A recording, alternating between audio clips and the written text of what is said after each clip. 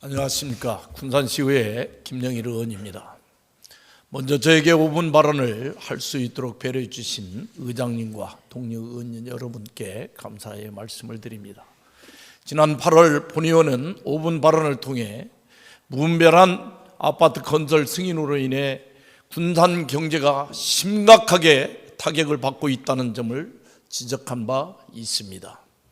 그리고 지난 10월 22일 군산시의회 경제건설위원회에서 주택행정과 주요 업무 계획 보고 자리에서 본의원은 다시 한번 주택 과잉공급 문제에 대해 군산시가 얼마나 심각하게 받아들이고 있는지를 질의했습니다. 그때 담당 국장의 답변은 약간 명과 암은 좀 있어 보입니다. 명과 암은 있었습니다. 아니, 군산시 아파트 인허가 업무를 총괄하는 국장은 부동산 평가론자입니까? 해결할 의지가 있는 것입니까? 없는 것입니까? 법대로 승인해 줬으니 문제는 없다는 것입니까? 그렇다면 앞으로도 계속 아파트 건설 승인을 해주겠다는 것입니까? 아파트가 늘어날수록 도시 공동화 현상은 가속되고 이는 결국 군산 경제에 발목 잡는 것이 당연한 거 되는 거 아닙니까? 이런 심각한 상황을 지난달 내흥동 569세대가 준공되었고 당장 다음 달부터 지곡동 3건 1646세대, 내년 5월 조천동 873세대까지 줄줄이 입주 예정이 되어 있습니다. 하지만 계약 마감이 지난 지 오래임에도 취소 미분양이 조용히 쌓여가고 있습니다. 그동안 구암동 일원에 집중됐던 악성 미분양이 이제 군산시 전역으로 확산될 가능성의 조짐을 보이고 있습니다. 악성 미분양은 준공후 입주 시점이 도래했음에도 판매되지 못한 주택을 말합니다. 현재 군산 시내 악성 미분양 아파트는 이미 군산 시민의 자존심에 큰 상처를 두고 있습니다. 50%에서 60%대의 낮은 입주율과 부실 시공, 시행사 보도 위기 등이 연일 보도되고 있기 때문입니다. 이래도 군산시 경제가 멀쩡하다고 말할 수 있겠습니까? 본의원은 2020년 이후 급격하게 늘어난 아파트 승인으로 인한 부작용이 이미 나타나고 있으며 내년 이후 더 심각해질 것으로 판단합니다.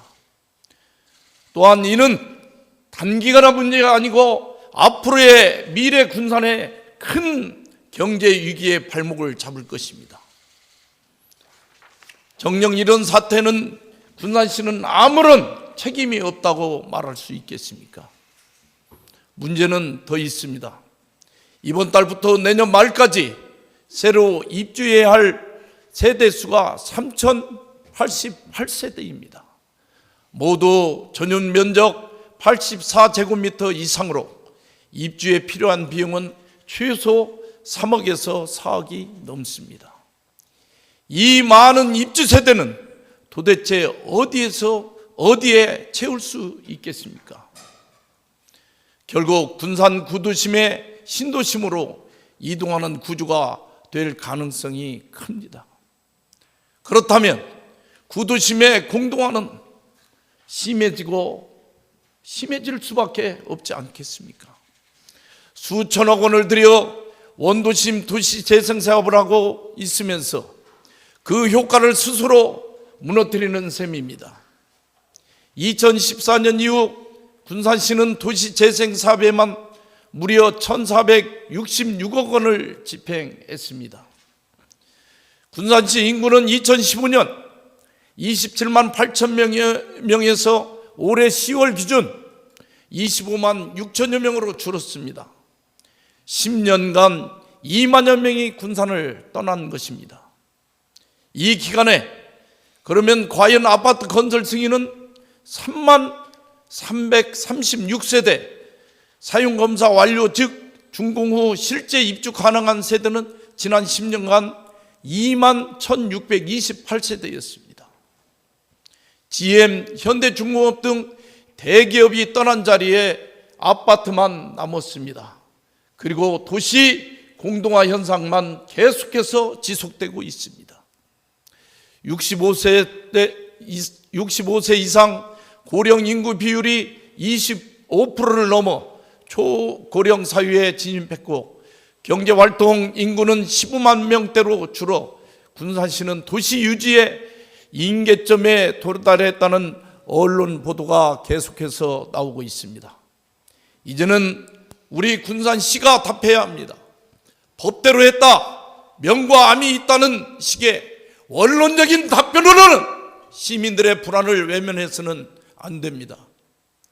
사태의 심각성을 인정하고 책임 있는 주거 공동주택을 즉시 마련해야 됩니다. 이상 발언을 마치겠습니다. 경청해 주셔서 감사합니다.